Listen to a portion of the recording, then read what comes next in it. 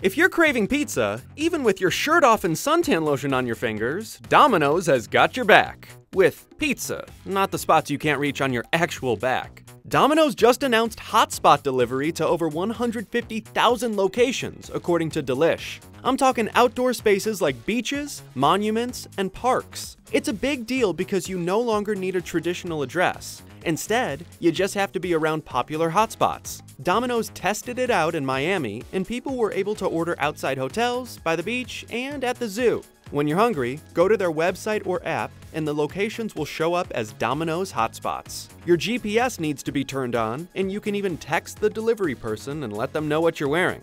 It's not just the beach. The Today Show says Central Park in New York City is a hotspot. So is the Las Vegas welcome sign. And a welcome sight is fresh pizza.